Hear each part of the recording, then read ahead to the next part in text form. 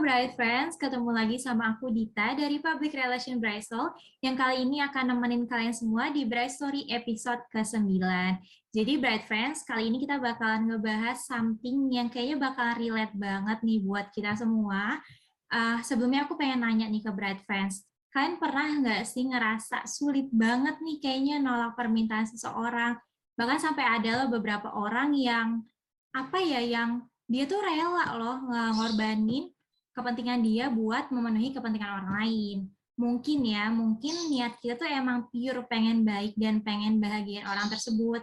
Tapi tanpa kita sadar hal tersebut justru jadi bumerang nih buat diri kita sendiri. Nah, Bright Friend, di sesi Bright Story kali ini kita bakal ngebahas fenomena sosial yang kayaknya udah cukup familiar banget nih ya, dan kayaknya udah sering juga nih terjadi di lingkungan kita, yaitu people pleaser. Tapi Bright Friends, untuk ngebahas people pleaser, aku nggak bakalan sendiri. Aku sudah mengundang orang yang merupakan sosok people pleaser sendiri, yaitu Kinan. Hai Kinan, apa kabar? Halo Dita, alhamdulillah baik. Mungkin Kinan bisa perkenalkan diri dulu nih ke Bright Friends biar kita makin akrab ngobrolnya gitu. Halo Brever, Assalamualaikum. Nama aku Kinan Dita, tapi kalian bisa panggil aku Kinan. Sekarang aku adalah mahasiswi baru semester 1, jurusan psikologi di Universitas Pendidikan Indonesia. Gitu Oke, aja. anak psikologi nih berarti nih ya. Kinan mungkin bisa ceritain sedikit nih, akhir-akhir ini lagi sibuk apa sih? Sebenarnya akhir-akhir ini tuh aku lagi sibuk kuliah aja sih, karena organisasi juga belum terlalu sibuk gitu, karena masih online kan semuanya. Terus ya paling kuliah sama ngerjain tugas aja sih di rumah. Oke, Gitu. berarti kuliah doang ya sifatnya. Sebenarnya aku mau ucapin terima kasih banyak nih buat Kinan karena udah bersedia sharing-sharing pengalamannya sama Bright Friends semua gitu. Makasih banyak ya Kinan. Jadi Sip. teman-teman, oke. Oke, jadi teman-teman, sebelum kita masuk ke sesi sharing, aku mau bacain sedikit nih tentang definisi people pleaser menurut Social Psychology oleh Merriam-Webster dan Susan Newman. Jadi, Bright Friends, menurut mereka, people pleaser ini merupakan sebutan bagi seseorang yang selalu berusaha melakukan atau mengatakan hal yang menyenangkan bagi orang lain, walaupun hal tersebut bertentangan dengan yang ia pikirkan atau rasakan, dengan tujuan orang lain tidak merasa kecewa dengan dirinya. Nah, barusan kan aku udah singgung sedikitnya, Kinan, tentang definisi people pleaser berdasarkan tokoh tersebut. Nah, kalau menurut Kinan sendiri, people pleaser itu apa sih? Kalau menurut aku sendiri sih, people pleaser itu orang yang gak enakan ya tentunya. Jadi kayak dia tuh apa-apa nggak enak sama orang lain. Terus kayak dia tuh menaruh kepentingan orang lain tuh di atas kepentingan dirinya dengan dengan tujuan agar dia mendapatkan atensi atau mendapatkan perhatian gitu. Karena dia tuh takut tidak mempunyai teman, dia tuh takut dijauhi lingkungan, masyarakat, dan itulah sebabnya kenapa dia menjadi people pleaser. Itulah sebabnya kenapa dia selalu berbuat baik sama orang lain, padahal hatinya tuh nggak mau gitu. Ada sesuatu yang tidak bisa dia katakan kayak gitu sih, menurut aku. Oke, berarti ya mirip-mirip lah ya sama definisi yang udah tadi kita belajar sebelumnya. Oke, kan kita bakalan ngomongin soal pengalaman nih, Kenan. Nah, Kinan sendiri tuh punya nggak sih pengalaman nggak enakan gitu sama seseorang sampai akhirnya Kinan tuh nggak bisa berhenti menolak permintaan orang tersebut. Padahal kan menolak permintaan orang kan nggak dosa ya, atau nggak salah gitu. Terus kenapa sih, Nan, gitu? Gimana pengalamannya, Kinan? Oke, ya, jadi dulu tuh emang aku cukup sering ya untuk eh, tidak enak gitu menolak. Pertama, alasannya karena mereka tuh udah temen dekat. Misal contoh kecil aja nih ya. Misal aku diajak main gitu, tapi aku tuh capek banget, atau misal aku lagi nggak enak badan malah, atau aku lagi banyak tugas, tapi temen aku ngajak main kayak keluar gitu yuk gitu. Dan aku tuh mengiyakan tanpa pikir panjang, tanpa kayak kayaknya enggak deh, enggak. Aku langsung oke, ayo. Padahal di situ tuh sebenarnya hati kecil aku nggak mau, badan aku juga nggak sanggup gitu kan. Tugas aku juga banyak yang harus dikerjain, tapi aku mengiyakan gitu. Nah, itu sih kalau contohnya waktu dulu-dulu gitu. Oke, jadi cukup sering ya Nan ya ternyata. Iya, kayak emang apa ya, emang itu kehidupan sehari-hari kan Iya, dalam, iya benar. kehidupan anak remaja, pertemanan, kayak gitu sih. Oke, jadi gimana sih ceritanya sampai Kinan tuh bisa sadar kalau, oh ternyata aku ini seorang people pleaser ya? Itu gimana sih Nan ceritanya? Hmm. Iya, jadi pertama kan kayak, kok aku ngelakuin ini capek ya gitu. Terus, aku ada contoh nih, satu temen yang emang dia tuh bisa banget ngontrol apa ya, ngontrol kemauannya, ngontrol, situasi gitu. Jadi, temen aku ini kayak bukan seorang people pleaser. Jadi ketika teman-teman aku yang lain ngajakin main, dia bisa dengan tegas untuk bilang, "Aku nggak ikut dulu ya, aku lagi ngerjain tugas dulu ya." Kayak gitu loh, kayak, "Oh, ini ternyata boleh ya berperilaku seperti ini," gitu. Boleh ya menolak gitu kan. Jadi ternyata kayak, oh ternyata selama ini, apa ya, aku tuh cuma seorang people pleaser yang nggak berani nolak dan nggak berani ngungkapin apa isi hati aku yang sebenarnya. Nah, sebenarnya dari situ sih, dari teman aku itu, aku belajar dari dia gitu, bagaimana bisa menolak dan, dia dia ngajarin aku kalau it's okay kalau misalnya mau bilang enggak tuh it's okay, kayak gitu sih. Oke, berarti belajar dari pengalaman temen nih ya. Nah, jadi gimana sih Nan perasaannya saat menyadari yang tadi Kinan rasain gitu kayak, oh ternyata aku ini orang people pleaser ya, beda nih sama teman aku yang gampang nolak. Itu perasaan Kinan gimana saat itu? Sebenarnya aku waktu itu juga kayak baru, "Oh, ini ternyata namanya people pleaser," gitu. Aku juga kayak baru tahu dan dulu tuh aku nggak sadar. Nah, setelah aku sadar kayak, aku jadi, apa ya, berani nolak dan aku juga jadi, menemukan diri aku sendiri gitu. Kayak, pantesan gitu ya dari dulu tuh kok aku nggak bahagia, aku cuma ikut-ikutan doang. Nah, sebenarnya, perasaannya lebih ke kayak, menyadari diri sendiri dan bersyukur banget, alhamdulillah bisa dikasih kesempatan untuk bisa mengenal diri sendiri lagi gitu. Berarti sebenarnya efeknya baik nih ya, jadi kamu lebih kenal dengan dirinya sendiri. Nah, dari definisi yang udah kita lihat tadi dari toko ataupun dari kacamata Kinan, kita kan udah tahu nih ya Nan, kalau people pleaser ini kan seorang yang sulit untuk menolak permintaan orang lain. Nah, pertanyaan aku, kenapa sih Nan kok bisa sampai sulit gitu loh menolak permintaan orang lain gitu? Oh, oke. Kalau dari pengalaman aku sendiri ya, pertama karena memang mereka tuh teman dekat yang kayak tadi aku bilang, kayak, aduh masa sama teman dekat diajak pergi atau gimana gitu ya, minta tolong, nggak mau sih gitu kan. Nah itu penyebabnya, mungkin menurut aku sebagian besar orang juga sama kayak gitu, kayak udah deket gitu, nggak enak gitu buat nolak kan. Nah, sebenarnya bukan teman dekat aja sih yang aku waktu itu nggak enak untuk nolak, temen yang jarang komunikasi pun aku juga kadang nggak enak, kayak kadang kasihan gitu, "Aduh masa aku nggak nolongin nih ya?" Aku tuh, merasa kayak takut dianggap sombong, takut dianggap jahat, kayak gitu. Karena aku, nggak nolongin, aku tuh takut dengan sebenarnya aku takut dengan asumsi-asumsiku sendiri gitu.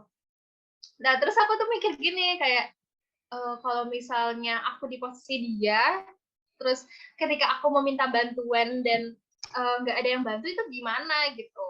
Itu sih sebenarnya karena aku mengembalikan, ke diri aku sendiri, gimana kalau aku yang ada di posisi dia gitu, yang minta tolong, kayak gitu.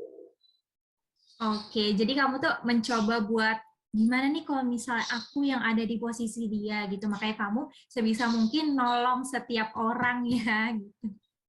Mhm. Ya, tapi sebetulnya ya, untuk tolong-menolong ini atau untuk memenuhi permintaan seseorang, kita juga harus ngelihat, apa ya, situasi kondisi gitu. Mhm. Misalnya, memang situasi ini kayak, permintaan tolong dia ini urgent banget, bener-bener yang, apa ya, yang genting banget. Nah, ya kalau kayak gitu sebisa mungkin kita harus nolong dong gitu Iya, kan, betul kayak betul. itu mah kewajiban kita gitu sebagai manusia. Nah, cuman kalau misalnya emang apa ya, kepentingan kita itu kita rasa lebih penting, kayak cuma misalnya nemenin dia belanja atau nemenin dia nongkrong, nah mungkin itu bisa lebih dipikirkan. Jadi sebenarnya nggak selamanya mementingkan kebutuhan orang lain itu buruk gitu. Jadi tetap aja kita harus lihat situasi dan kondisinya tuh kayak gimana gitu sih. Oke, jadi kalau mau nolong orang lain kita juga harus tahu prioritas gitulah ya intinya.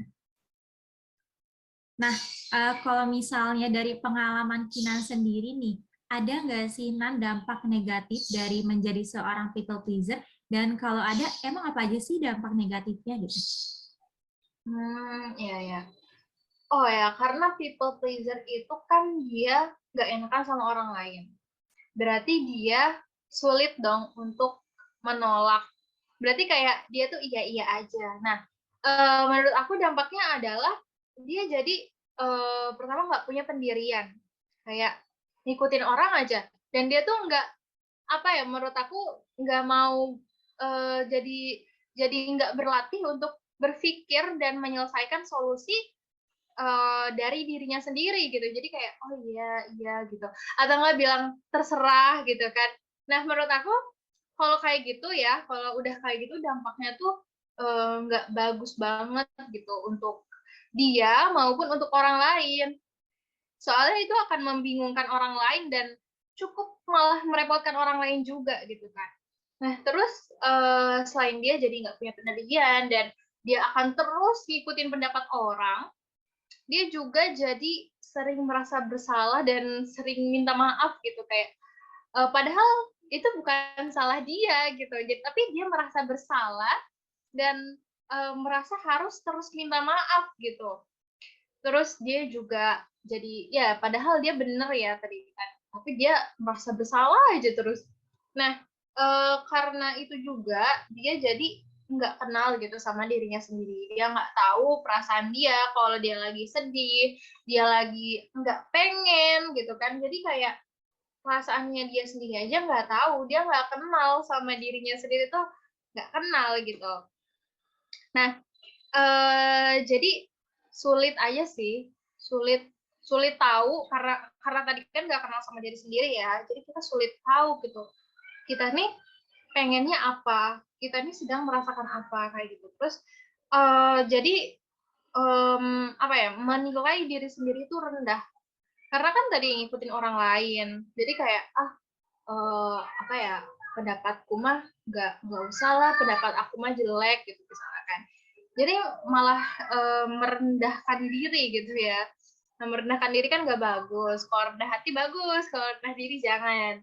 Nah, Kak, dan yang paling menurut aku paling bahaya ya, karena dia manut-manut aja, iya-iya aja, dia jadi bisa loh dimanfaatin sama orang lain, ya kan? Karena dia aja tuh, minim gitu atas perasaan, pikiran, sama aksinya tuh dia tuh minim. Jadi bisa aja sewaktu-waktu dia dimanfaatkan sama orang lain karena orang lain mikir, "Ah, ke dia aja nih, dia kan orangnya, nggak bakal nolak, dia kan orangnya iya-iya aja, dia kan orangnya nggak enakan," gitu. Itu sih dampak yang buruknya. Waduh, ternyata banyak banget nih ya Nan ya, ternyata dampak negatif dari menjadi seorang people pleaser. Dari sini kan kita udah tahu ternyata tuh jadi seorang people pleaser tuh cukup bahaya loh teman-teman. Nah, pertanyaan selanjutnya nih Nan. Kan barusan kamu sendiri nih kayaknya udah sadar banget nih tentang dampak-dampak negatif dari menjadi seorang people pleaser. Saat kamu mulai merasakan dampak negatif itu, apa apa sih yang kamu lakuin atau kamu mencoba berhenti atau ah ya udahlah gini aja gitu atau gimana? Ya, jadi tentu ya aku mencoba untuk berhenti. Tadi salah satunya yang tadi aku sebutin karena si teman aku itu, aku ngelihat dia bisa gitu bilang tidak gitu. Kayak aku juga pengen kayak gitu. Aku juga pengen apa ya, mengeluarkan pendapat aku juga pengen punya pendirian. Itu sih yang paling penting sih. Karena dulu aku merasa kayak ya udah ikut-ikut aja gitu kan. Nah, tapi aku tuh malah pengen nih, aku pengen punya pendirian kayak kalau iya ya iya, kalau enggak ya enggak gitu. Jangan bikin orang bingung juga, jangan bilang iya padahal kamunya nggak mau gitu kan.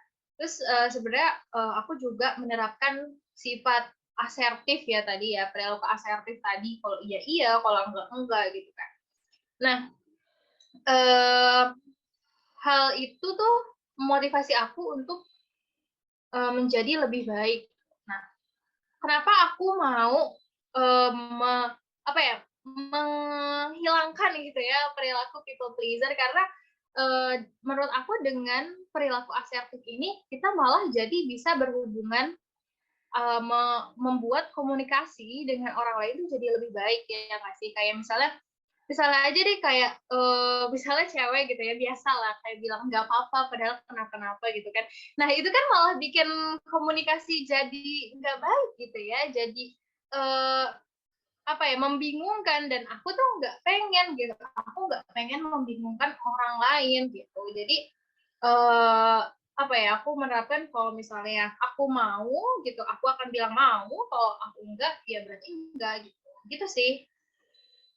Oke, berarti kamu akhirnya decided buat, oh ya udah aku harus berubah nih gitu ya. Nah, hal-hal apa aja sih Nan yang menjadi pertimbangan kamu untuk melangkah atau mencoba untuk berhenti menjadi seorang people pleaser itu? um, karena aku nggak pengen aku nggak tahu sama diri aku sendiri dan itu tuh bahaya buat aku kayak kedepannya aku kan maksudnya harus setiap manusia gitu ya setiap orang kan harus punya tujuan hidup gitu kalau misalnya nggak punya tujuan hidup ya ya mau ngapain gitu hidupnya mungkin bakal berantakan gitu kan nah makanya kenapa aku nggak mau lagi jadi seorang people pleaser. Aku mau tahu tujuan hidup aku mau tahu apa yang aku mau gitu. Aku mau tahu cita-citaku apa gitu. Jadi biar nggak ngikut-ngikutin orang doang gitu sih. Wow, berarti kamu nih pengen berubah karena, ih aku tuh harus punya tujuan hidup nih, nggak ngikut orang-orang terus. Bagus sih ya, tujuan kamu keren-keren. Nah, Ninan, aku mau tanya, untuk berhenti menjadi people pleaser ini kan nggak mudah ya, dan nggak langsung tiba-tiba kayak, sekarang hari ini nih kamu mencoba berhenti, besoknya udah berubah, kan nggak gitu ya. Pasti udah ada beberapa cara yang kamu usahakan. Nah, hal-hal atau cara-cara apa aja sih Nan yang udah kamu lakukan sebagai bentuk usaha untuk berhenti menjadi seorang people pleaser ini gitu? Kalau aku sih sebenarnya simple ya kayak aku nanya ke diri aku, kamu mau nggak? Kalau mau ya udah ayo, kalau nggak usah gitu. Nah, tapi emang bener sih tadi kata kamu emang nggak mudah ya kalau ngomong doang mah gampang ya. Pertama, pasti untuk menolak kita juga nggak bisa sembarangan gitu ya untuk, melakukan suatu penolakan. Pertama, kita tuh harus menolak tapi dengan cara yang ramah juga gitu, biar orang yang emang ngajak kita tadi, bisa nggak sakit hati lah sekiranya gitu. Terus bisa juga kita pakai kata maaf ya, misalnya misalnya mau diajak pergi maaf ya, aku nggak bisa ikut gitu. Nah terus yang menurut aku penting nih ya, kasih alasan yang jelas kenapa kamu bilang enggak gitu. Karena logikanya ya orang akan terus bertanya gitu, kenapa emang, kenapa bilang enggak gitu kan. Nah kalau misalnya kitanya bohong, kitanya ngasih alasan yang nggak logis gitu, pasti mereka malah akan apa ya, ih ini kenapa sih kayak gini gitu. Mendingan menurut aku kasih alasan yang jujur. Misalnya kenapa kita nggak bisa, kenapa kita nggak mau, kasih alasan yang jujur. Dan kita tuh harus tegas gitu. Yang kayak tadi aku bilang iya, iya, enggak, enggak. Nah, Dan kita juga nggak usah menganggap kalau kita melakukan sebuah penolakan itu sesuatu hal yang jahat gitu ya. Nah, makanya tadi mungkin kalau misalnya, awal-awal misalnya ya orang yang pengen bangkit gitu dari orang yang people pleaser, menurut aku it's okay kamu bilang aja, "Maaf ya," gitu. Dan jangan pernah merasa kalau itu jahat, kayak gitu kan. Terus, sebenarnya mulai dari hal-hal yang kecil aja sih, hal-hal yang kecil aja dulu, terus kayak, kita juga harus tahu, kemauan kita apa, terus kita juga harus bisa memberikan pendapat atas sesuatu ini nih, sesuatu yang tidak kita suka gitu. Belajarlah mengeluarkan, pendapat, mengeluarkan apa yang ingin kamu sampaikan. Karena sebenarnya, berpendapat itu susah loh, kayak kebanyakan overthinking-nya gitu, kayak misalnya, aku mau ngomong ini, tapi takut dibilang kayak gini ya sama orang gitu. Menurut aku ya, udah coba aja dulu. Sebenarnya ketakutan-ketakutan itu cuman diri kita sendiri yang bikin. Faktanya di luar sana tuh mereka nggak berpikir kayak gitu, itu mah cuma pikiranmu aja gitu kan.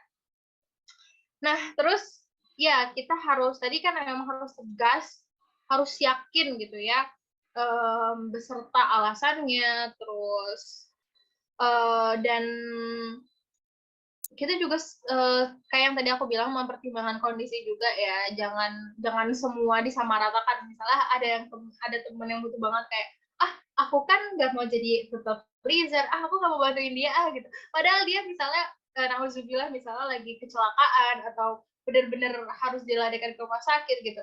Sedangkan kita bilang, "Ah, aku nggak mau, ah aku kan bukan people pleaser," ya nggak gitu juga gitu ya. Pokoknya lihat urgensinya, terus, ya, banyak-banyaklah mempertimbangkan sesuatu gitu dari urgensi tersebut, kayak gitu. Oke, jadi udah banyak banget nih cara yang kamu lakuin ya, Nana ya. Oke, teman-teman. Jadi dari tadi kita udah sharing banyak banget nih tentang pengalaman kamu jadi people pleaser, terus juga dampak negatif yang dirasakan. Terus baru ini juga kamu udah sharing gimana cara kamu untuk keluar dari zona people pleaser ini. Nah, last but not least nih, aku pengen nanya nih Nan, mungkin ya masih banyak people pleaser di luar sana yang belum bisa keluar dari zona tersebut, walau mereka tahu nih hal tersebut tuh merugikan diri mereka sendiri. Nah, pertanyaan aku, pesan apa sih yang mau Kinan sampaikan ke orang-orang people pleaser yang belum bisa keluar dari zona tersebut? Oh, oke. Pertama, karena people pleaser itu kan dia nggak bisa nolak dan dia pengen terus membuat orang bahagia gitu ya, tapi dirinya sendiri nggak bahagia gitu, itu perlu diingat ya. Jadi emang kalau kita menyenangkan orang, kita membuat orang bahagia, itu kitanya juga seneng kan. Nah, kalau kitanya emang seneng, it's okay, tapi kalau emang udah sampai kayak, apa ya, kita malah gondoknya di belakang, itu harus hati-hati, dan itu juga nggak baik juga kan buat diri kita sendiri. Nah, terus, mmm memang kita juga bisa menjalin hubungan baik sama orang kalau misalnya kita mau mendengarkan pendapat orang tersebut, kayak kita mau, mengetahui gitu perasaan orang tersebut. Jadi kita juga emang nggak boleh egois, tapi kalau sesuatu yang dilakukan berlebihan itu emang nggak baik kan. Nah, kalau misalnya kita udah, apa ya, terlalu mementingkan orang tersebut, benar-benar mengorbankan perasaan kita gitu, padahal kita nggak suka, tapi kita nggak mau bilang, itu tuh yang bahaya. Pokoknya jangan berlebihan lah, pesan aku jangan berlebihan terhadap sesuatu gitu. Karena, kita tuh nggak perlu loh disukai sama semua orang, dan ya semua orang juga nggak bakal, maksudnya nggak semua orang gitu ya bakal suka sama kita gitu.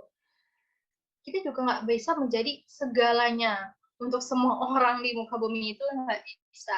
Jadi kalau buat aku sih, dengan apa ya, dicintai atau disukai sama orang yang terdekat aku, atau orang-orang yang aku cintai juga, itu sebenarnya udah cukup sih buat aku. Jadi pokoknya teman-teman buang aja deh perasaan yang nggak enak itu, perasaan nggak enak yang nggak perlu ya.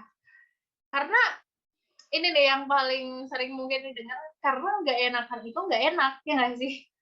Nggak enakan itu nggak enak banget buat diri kita, dan maupun buat orang lain juga gitu. Menurut aku pokoknya sampaikan apa yang kalian rasakan gitu.